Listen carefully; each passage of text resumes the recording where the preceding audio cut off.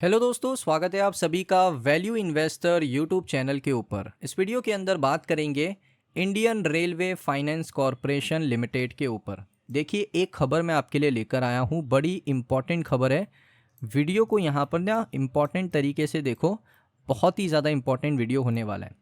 इसमें दोस्तों डिस्कस करेंगे एलआईसी के ऊपर, क्योंकि एलआईसी ने क्या किया है आईआरएफसी के क्वार्टर 4 के अंदर। ये जो क्वार्टर 4 आया था, क्वार्टर 4 25, इसके अंदर स्टेक बाय किया है किसने? एलआईसी ने। यहाँ पर स्टेक को बाय कर लिया है, और वो भी छोटा मोटा स्टेक बाय नहीं किया है, काफ़ी बड़ा बाय किया है। मैं आपको सबसे पहले कितना बाय किया है वो दिखा देता हूँ। सो यहाँ पर आप देखोगे, सबसे पहले आपको देखने को मिल रहा है शेयर होल्डिंग पैटर्न। इसमें आप यहाँ पर देखिए मार्च 2025 के अंदर आप अगर आओगे तो यहाँ पर आपको देखने को मिलेगा डीआई, डोमेस्टिक इंस्टीट्यूशन। डीआई के अंदर आप देखोगे, आपको देखने को मिलेगा LIC, life insurance corporation of India. इसने यहाँ पर 1.05% के जो स्टेक है उसको यहाँ पर बाय कर लिया है, और उससे पहले कोई भी होल्डिंग नहीं था। तो एलआईसी ने इन्वेस्टमेंट कर दिया है आईआरएफसी के अंदर, वो भी क्वार्टर 4 में। अब दोस्तों यहाँ पर मैं आपको बताता हूँ रिपोर्ट क्या आ रही है। ठीक है, रिपोर्ट ये आ रही है कि आईआरएफसी के अंदर एलआईसी ने बहुत ही अच्छा इन्वेस्टमेंट किया है 1.05% का। और सिर्फ आईआरएफसी के अंदर नहीं, 3 ऐसी कंपनीज हैं जहाँ पर इन्वेस्टमेंट किया है। सबसे पहले आईआरएफसी है। आईआरएफसी देखिए ट्रूली एक सरकारी कंपनी है, सभी को पता है। इस कंपनी के अंदर दिक्कत क्या आई है ना, आप कहते हो ना रिटर्न नहीं दिया, फाइनेंशियल इतने अच्छे नहीं हो रहे, इंप्रूवमेंट नहीं है, फ्लैट है, रेवेन्यू फ्लैट है, प्रॉफिट फ्लैट है। क्यों हो रहा है? देखिए, सबसे पहला कारण है कि सारी डिपेंडेंसी है बजटरी रिसोर्सेज के ऊपर। बजटरी रिसोर्सेज यानी हमारा जो रेलवे बजट है, अगर वो अच्छा आएगा, वो 3 लाख करोड़, 3.5 लाख करोड़, 4 लाख करोड़ का बजट आएगा, तो ये कंपनी कमाल का प्रॉफिट करेगी। लेकिन आपको पता होगा कि पिछले 2 फिस्कल से मैं देख रहा हूँ कि आईआरएफसी के अंदर ग्रोथ नहीं है। क्यों नहीं है? क्योंकि बजट सपोर्ट ही नहीं कर रहा है। वो बजट एक सिमिलर दे रहे हैं, 2.45 लाख करोड़, 2.62 लाख करोड़, इतना ही बजट मिल रहा है। अब यहाँ पर दिक्कत क्या है कि डिपेंडेंसी बजटरी रिसोर्सेज के ऊपर है। अब बजटरी रिसोर्सेज ही इंप्रूव नहीं हो रहा है, तो इनके फाइनेंशियल कैसे इंप्रूव होंगे? इसी को टैकल करने के लिए आईआरएफसी ने प्लानिंग क्या की, ध्यान से देखिए। आईआरएफसी ने प्लानिंग किया है ना कि वो अपने बिजनेस को थोड़ा सा डाइवर्सिफाई करते हैं। फंडिंग एंटिटीज है, सभी को पता है। अब यहाँ पर ये लोग क्या कर सकते हैं, फॉरवर्ड, यानी पहले ये लोग किसको फाइनेंस कर रहे थे? आरवीएनएल को। ये लोग फाइनेंस कर रहे थे आयरकॉन को।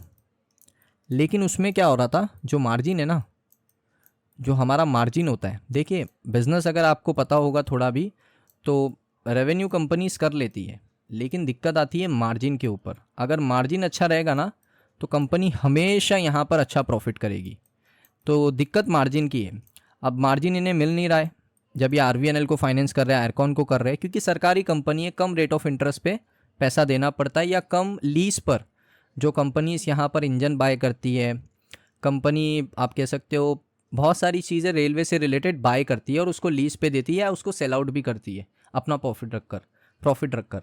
तो ये चीज़ में मार्जिन बड़ा कम था। अब कंपनी ने क्या डिसाइड किया? अब कंपनी ने ये डिसाइड किया है कि बैकवर्ड लिंकेज जो कंपनी है इंडियन रेलवेज़ की ही, उनको भी हम लोग फाइनेंस करेंगे, तो वहाँ से हमारा जो मार्जिन है वो बेटर मिलेगा।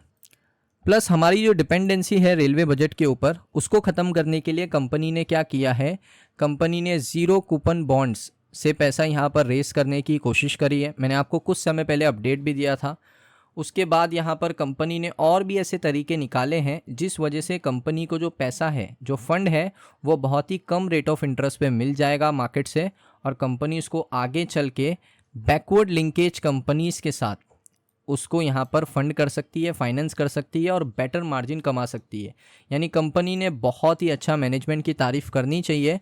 मैनेजमेंट ने यहाँ पर क्या किया है, एक तीर से 2 निशाने कर दिए हैं। एक तीर से 2 निशाने यहाँ पर मार दिए। एक तीर यहाँ पर इनका लगेगा कि इनको बेटर मार्जिन मिलेगा, तो ये मार्जिन की बात हो गई, मार्जिन अच्छा मिलेगा। सेकेंड चीज़, जो पैसा, जो फंड है, जो ये बोरो करते हैं मार्केट से, वो यहाँ पर कम रेट ऑफ इंटरेस्ट पे इनको मिल जाएगा। तो यहाँ पर भी मान लेते हैं इन्होंने 2% बचा लिया, और यहाँ पर इन्होंने 5% बढ़ा दिया, तो ऑलमोस्ट यहाँ पर इनका मार्जिन 7% ऊपर जाएगा। और अगर आप इन टोटल देखोगे 7% छोटा नंबर नहीं है, मैं एग्जांपल के लिए बता रहा हूँ, कोई एक्यूरेट नंबर नहीं है, आपको समझने के लिए कि कंपनी ने रेट ऑफ इंटरेस्ट से भी क्या किया, कम पे किया मार्केट को। पहले कंपनी मान लेते, मुझे एग्जैक्ट नंबर याद नहीं है, मान लेते 12% पे कर रही थी, अब कंपनी 8% 7% पे कर रही है, तो 4% तो वहाँ पर बचा लिया, मार्जिन बढ़ गया तो वहाँ पर 6-7% मार्जिन में कमा लिया। एग्जाम्पल के लिए नंबर्स हैं। तो इस तरीके से कंपनी ने एक तीर से दो निशाने मारे हैं। जितना मैंने इस कंपनी को स्टडी किया है, इनके जो बैकवर्ड लिंकेज हैं उनको स्टडी किया है, सो डेफिनेटली यहाँ से ग्रोथ होगा। लेकिन आपने कहा होगा सर ग्रोथ देखने को मिला कहाँ है, मैं आपको दिखा देता हूँ। क्वार्टर्स के अंदर अब आओगे, ग्रोथ है ही नहीं, मार्च में तो आना चाहिए ना। देखिए सारी चीज़ें इंप्लीमेंट होने के लिए थोड़ा टाइम लगता है। अब वो टाइम कितना लगेगा, मेरे हिसाब से जितना मैंने स्टडी किया है, ये आप मान के चलो कि फाइनेंशियल ईयर 26 Q3 या Q4, यहाँ पर आपको थोड़ा क्या देखने को मिलेगा, रेवेन्यू थोड़ा बढ़ता हुआ देखने को मिल सकता है, मार्जिन जो है कंपनी के अच्छे देखने को मिल सकते हैं, और प्रॉफिट जो कंपनी का है वो भी आपको अच्छा देखने को मिलेगा। तो ये सारी चीज़ें हैं जितना मैंने स्टडी किया है। Q3 फाइनेंशियल ईयर 26, Q3 या Q4 फाइनेंशियल ईयर 26 में आपको सारी डिफरेंस जो यहाँ पर नंबर्स के अंदर है वो देखने को ज़रूर मिलेंगे, लेकिन उसके लिए थोड़ा हमें टाइम देने की ज़रूरत है। अब देखिए LIC ने इतना बड़ा इन्वेस्टमेंट किया है, LIC ने कुछ सोच समझकर इन्वेस्टमेंट किया होगा। LIC कभी भी ऐसी कंपनी में इन्वेस्टमेंट नहीं करता है जहाँ पर उनको प्रॉफिट देखने को नहीं मिलता है। IRFC का शेयर प्राइस भी अगर आप देखोगे ना अभी, सो अगर मैं 52 वीक हाई की बात करूँ 229 रुपये था, वहाँ से 140 रुपये आया है। और Q4 के समय तो ये कंपनी अगर मैं देखूँ, आई थिंक इनका मई में ही आया था, तो 120 रुपये के आसपास ही शेयर मिल रहा था। तो वहीं पर इन्वेस्टमेंट किया है LIC ने, मौके पे चौका मारा है।